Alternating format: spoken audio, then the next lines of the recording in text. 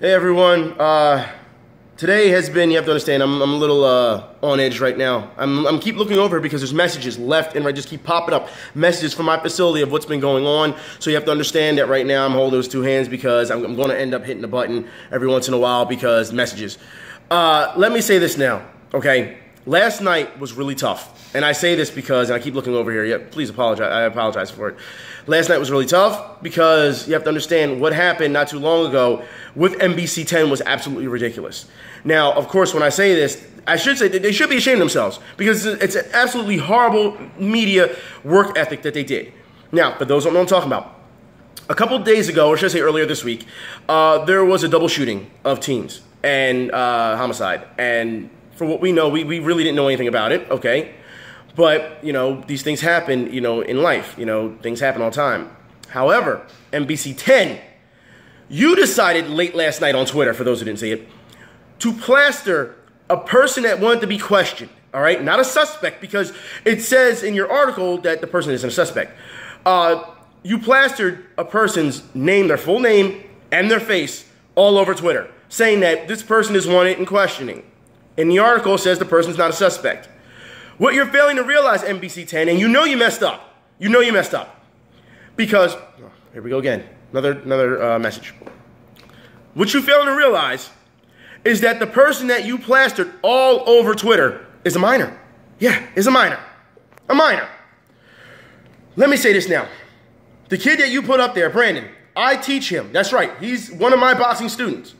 All right? The last time I saw Brandon had to be about 2-3 months ago. You got to think, summertime comes around, kids are going to be kids, they're going to go outside. It happens, all right? Everyone takes off usually, you know, during the summer, but they come back. I've seen Brandon, I think, on 5th and South Street, 5th and South. I saw him about 2 months ago, and I asked him, I was like, you know, he was waiting across the street and, you know, waiting for the light.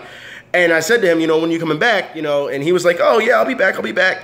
And then this news. So let me get this straight.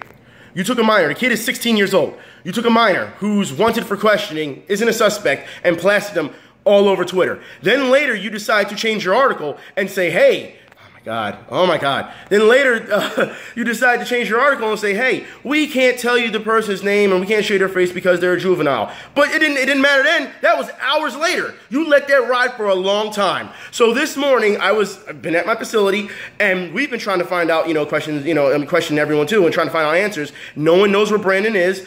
And of course, now that you did that and you plastered his face all over Twitter, I mean, it's already bad enough that you've pretty much let him know that he's wanted for questioning. He's probably in hiding right now because of that.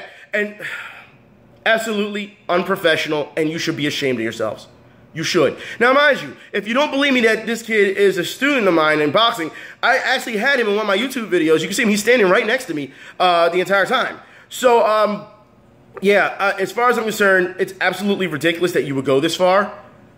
And of course, some of the boxers, we all know him. So of course, we have one of our boxers fighting tonight, and he's already said, you know, I haven't talked to Brandon. He's scrambling around. He's trying to prepare for a fight tonight, and yet he's scrambling around trying to find out what's going on.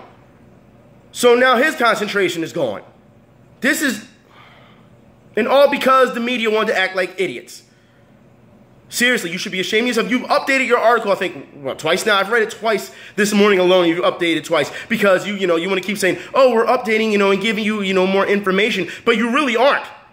You really aren't. The information that you have is old, number one. Number two, oh, well, the house was shot. Well, yeah, we knew about that already after we started making phone calls last night. But it seems like you're late to the game. And also it seems, you know, as well, that you're not following procedure. You know better than to out a minor like that. You know better. So, of course, we're still trying to find out what's going on. And this is going to be a long day. On top of it, we still have a fight tonight to get ready for. It's a damn shame. It is.